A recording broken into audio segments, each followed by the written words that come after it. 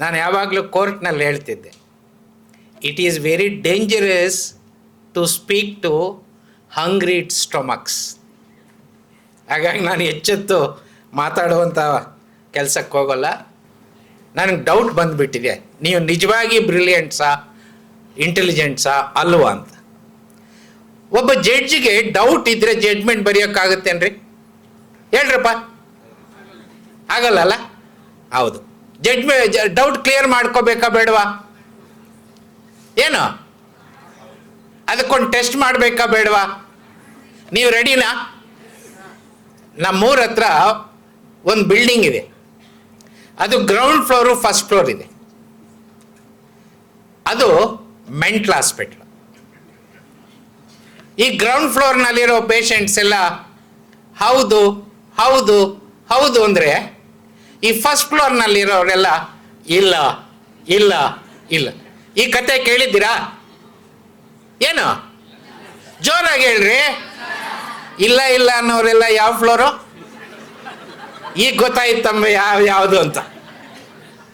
ಇರಲಿ ಸ್ನೇಹಿತರೆ, ಸಂವಿಧಾನ ಓದು ಅಭಿಯಾನದ ಜೊತೆ ಹರ್ಷ ವಿದ್ಯಾಸಂಸ್ಥೆ ಕೈ ಜೋಡಿಸಿ ಬೆಂಗಳೂರು ಗ್ರಾಮಾಂತರ ಜಿಲ್ಲೆಯ ಪ್ರಬಂಧ ಸ್ಪರ್ಧೆಯನ್ನು ಭಾಳ ಯಶಸ್ವಿಯಾಗಿ ನಡೆಸಿಕೊಟ್ಟಿದ್ದಾರೆ. ಇವತ್ತು ಅಂತಿಮವಾಗಿ ಈ ಪ್ರಬಂಧ ಸ್ಪರ್ಧೆಯ ಬಹುಮಾನ ವಿತರಣೆಯ ಕಾರ್ಯಕ್ರಮದಲ್ಲಿ ನಾವೆಲ್ಲ ಭಾಗಿಯಾಗಿದ್ದೆ. ಇದರ ಯಶಸ್ವಿಗೆ ಕಾರಣರಾದಂಥ ಹರ್ಷ ವಿದ್ಯಾಸಂಸ್ಥೆಗಳ ಅಧ್ಯಕ್ಷರಾದ ಡಾಕ್ಟರ್ ಶಿವಕುಮಾರ್ ಅವರಿಗೂ, ಪ್ರಿನ್ಸಿಪಾಲರಿಗೂ, ಟೀಚಿಂಗ್ ಸ್ಟಾಫ್ಗೂ, ನಾನ್ ಟೀಚಿಂಗ್ ಸ್ಟಾಫ್ಗೂ ಮತ್ತು ಎಲ್ಲ ಸ್ಟೂಡೆಂಟ್ಸು ಈ ಕಾರ್ಯಕ್ರಮಕ್ಕೆ ಸಹಕಾರ ನೀಡಿದ್ದಾರೆ. ಅವರೆಲ್ಲರಿಗೂ ಈ ಸಂದರ್ಭದಲ್ಲಿ ನಾನು ಅಭಿನಂದನೆಯನ್ನು ಸಲ್ಲಿಸ್ತಾ ಇದ್ದೀನಿ. ಮುಂದಿನ ನಿಮ್ಮ ಜೀವನದಲ್ಲಿ ಇವತ್ತು ನೀವೇನು ಪಾರ್ಟಿಸಿಪೇಟ್ ಮಾಡಿದ್ದೀರಾ ಅದು ಭಾಳ ತುಂಬ ಅನುಕೂಲ ಆಗುತ್ತೆ ಅನ್ನೋದು ನನ್ನ ವಿಶ್ವಾಸ. ಇವತ್ತು ನಿಜ, ಸುಮಾರು 300 ಮಕ್ಕಳು ಈ ಸ್ಪರ್ಧೆಯಲ್ಲಿ ಭಾಗವಹಿಸಿದ್ದೀರಾ. ನೀವೊಂದಷ್ಟು 53 ಮಕ್ಕಳಿಗೆ ನಿಲ್ಲಿ ಪ್ರೈಸ್ ಕೊಟ್ಟಿದ್ದೀರಾ. ನಿಮ್ಮೆಲ್ಲರಿಗೂ ನಾನು ಅಭಿನಂದಿಸ್ತೀನಿ.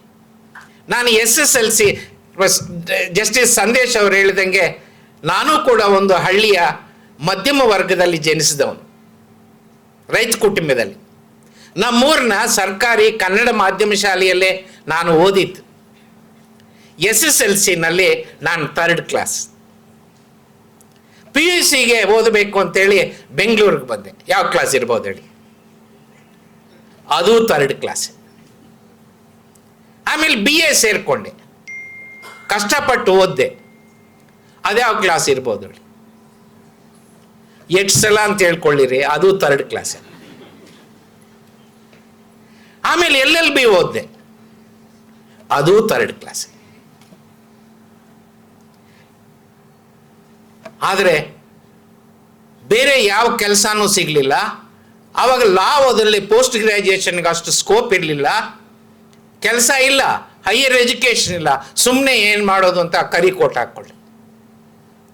ಲಾಯರ್ ಕೆಲಸ ಮಾಡಿದೆ, ಜಡ್ಜ್ ಹತ್ರ ಬಯಸ್ಕೊಂಡೆ, ಆಪೋಸಿಟ್ ಲಾಯರ್ ಹತ್ರ ಬಯಸ್ಕೊಂಡೆ, ಕಕ್ಷಿಗಾರರ ಹತ್ರ ಬಯಸ್ಕೊಂಡೆ, ನಮ್ಮ ಸೀನಿಯರ್ ಹತ್ರ ಬಯಸ್ಕೊಂಡೆ. ಈ ರೀತಿ ಬಯಸ್ಕೊಂಡು ನಾನು ಕಷ್ಟಪಟ್ಟು ಕೆಲಸ ಮಾಡಿದೆ. ಇವನ ಕೆಲಸಗಾರ ಅಂತೇಳಿ ಇಡೀ ರಾಜ್ಯದಿಂದ ನನಗೆ ಕೆಲಸ ಬಂತು. 2004ರಲ್ಲಿ ಇವನ ಕೆಲಸಗಾರ ಅಂತೇಳಿ ನನ್ನನ್ನು ಹೈಕೋರ್ಟ್ನವ್ರು ಕರೆದು ಹೈಕೋರ್ಟ್ನ ಪರ್ಮನೆಂಟ್ ಜಡ್ಜ್ ಮಾಡಿದರು. ಈಗ ಹೇಳಿ, ನಾನು 1st ಕ್ಲಾಸಾ 3rd ಕ್ಲಾಸಾ? ಆದರೆ ನನ್ನ marks card alone is not the yardstick to measure your talent. ಜಾಸ್ತಿ ತಟ್ಟಬೇಡಿ.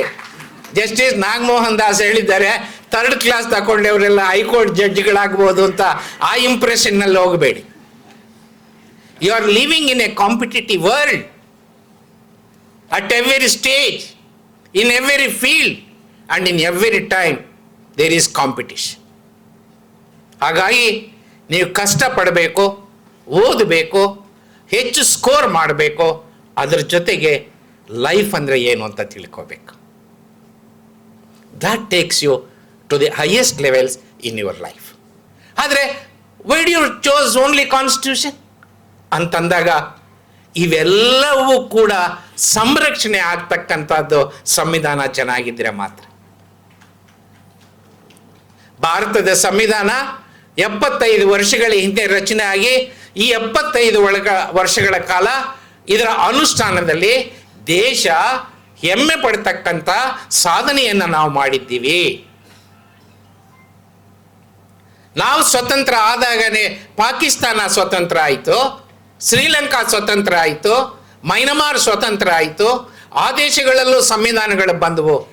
ಭಾಳ ಬೇಗ ಸಂವಿಧಾನಗಳನ್ನು ಅವರು ಬದಲಾಯಿಸಿದರು. 1 ಸಲ ಅಲ್ಲ, 2 ಸಲ ಅಲ್ಲ, 16 ಸಲ ಬದಲಾಯಿಸಿದರು. ಆದರೆ we have not changed our constitution in this 75 years.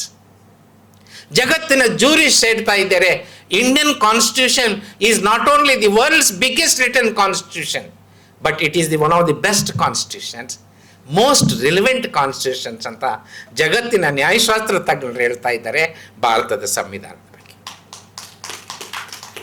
ಇಷ್ಟೆಲ್ಲ ಒಳ್ಳೆ ಕೆಲಸ ಮಾಡಿರ್ತಕ್ಕಂಥ ಈ ಸಂವಿಧಾನದ ಅಡಿಯಲ್ಲಿ ನಮಗೆ ಸಮಸ್ಯೆಗಳಿಲ್ವಾ? ಇದೆ. ಸವಾಲುಗಳಿಲ್ವಾ? ಇದೆ. ಸ್ನೇಹಿತರೆ, ಇವತ್ತು ಜಗತ್ತಿನಲ್ಲಿ ಶಾಂತಿಯ ಕ್ಷಾಮ ತಾಂಡವಾಡ್ತಾ ಇದೆ. The world is facing famine of piece.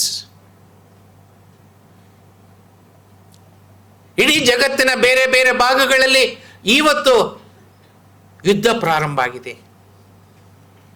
Bharat ದೇಶದ ಕುಟುಂಬಕ್ಕೂ ಬಂದಿದ್ದ ತಟ್ಟಿದೆ ಅದು. ಇಡೀ ಜಗತ್ತಿನ ಎಲ್ಲ ರಾಷ್ಟ್ರಗಳ ಕುಟುಂಬಗಳನ್ನು ಇದು ತಟ್ತಾ ಇದೆ. ಇದು ಹಿಂದೆ ಮುಡಿದ್ರೆ ಇನ್ನೂ ತೀವ್ರವಾದಂತಹ ಗಂಭೀರವಾದಂತಹ ಪರಿಸ್ಥಿತಿ ನಾವು ಎದುರಿಸಬೇಕಾಗತ್ತೆ. ಇದನ್ನು ನೀವು ಗಮನದಲ್ಲಿಟ್ಕೊಳ್ಳಿ. ಇಡೀ ಜಗತ್ತೇ ಪೀಸ್ ಫ್ಯಾಮಿನ್ ಅಂತಕ್ಕಂಥದ್ದು, ಶಾಂತಿಯ ಕ್ಷಾಮ ಅಂತಕ್ಕಂಥದ್ದು ಕಾಡ್ತಾ ಇದ್ರೆ ಭಾರತದ ಸಂವಿಧಾನ ಏನು ಹೇಳುತ್ತೆ? ಸ್ನೇಹಿತರೆ, ಈ ದೇಶದ ಸಂವಿಧಾನ 4 ಸಿದ್ಧಾಂತಗಳ ಆಧಾರದ ಮೇಲೆ ರಚನೆ ಮಾಡಲ್ಪಟ್ಟಿದೆ. ಬುದ್ಧನ ದಮ್ಮನ ಮಾರ್ಗ, ಬಸವಣ್ಣನವರ ಸಮಾನತೆಯ ಮಾರ್ಗ, ಗಾಂಧೀಜಿಯವರ ಅಹಿಂಸಾ ಮಾರ್ಗ, ಅಂಬೇಡ್ಕರ್ ಅವರ ಸಾಮಾಜಿಕ ನ್ಯಾಯದ ಮಾರ್ಗ. ಈ 4 ಸಿದ್ಧಾಂತಗಳ ಆಧಾರದ ಮೇಲೆ ಇಡೀ ಭಾರತದ ಸಂವಿಧಾನ ರಚನೆ ಆಗಿರ್ತಕ್ಕಂಥದ್ದು. ಭಾರತದ ಸಂವಿಧಾನ ಯುದ್ಧಕ್ಕೆ ಪ್ರೇರಣೆ ನೀಡೋದಿಲ್ಲ, ಶಾಂತಿಗೆ ಪ್ರೇರಣೆ ನೀಡುತ್ತೆ, ಸೌಹಾರ್ದಕ್ಕೆ ಪ್ರೇರಣೆ ನೀಡುತ್ತೆ.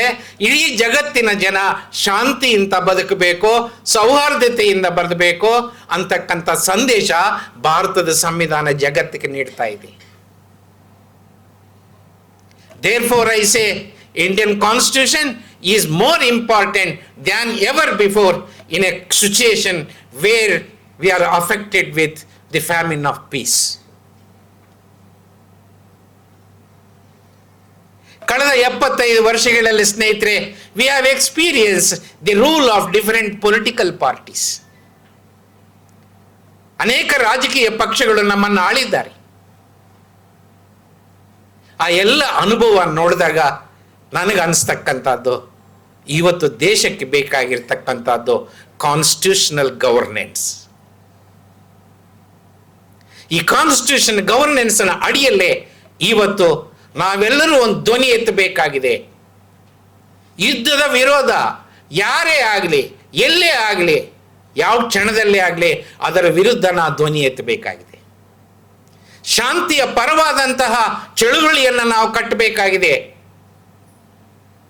ಸ್ನೇಹಿತರೆ, ಸಾಮ್ರಾಜ್ಯಶಾಹಿಯ ಹುಚ್ಚಾಟನ ನಾವು ಖಂಡಿತವಾಗಿ ಖಂಡಿಸಬೇಕಾಗಿದೆ. ಇಲ್ಲ ಅಂತಂದ್ರೆ ಈ ಜಗತ್ತಿಗೆ ಉಳಿಗಾಳ ಇಲ್ಲ. ಭಯೋತ್ಪಾದಕರು ಬಳಸ್ತಾ ಇದ್ದಾರೆ ಯುವಕರನ್ನ, ಕೋಮುವಾದಿಗಳು ಬಳಸ್ತಾ ಇದ್ದಾರೆ, ಮೂಲಭೂತವಾದಿಗಳು ಬಳಸ್ತಾ ಇದ್ದಾರೆ. ಅಪರಾಧೀಕರಣದಲ್ಲಿ ಇವತ್ತು ಬಳಸ್ತಾ ಇದ್ದಾರೆ, ಭ್ರಷ್ಟಾಚಾರದಲ್ಲಿ ಬಳಸ್ತಾ ಇದ್ದಾರೆ. ನಾನು ಮೊನ್ನೆ ಒಂದು ಊರಿಗೆ ಹೋಗಿದ್ದೆ, ಎಲೆಕ್ಷನ್ ಬರಲಿ ಸರ್ ಅಂತ ಜನ ಖುಷಿನೋ ಖುಷಿ.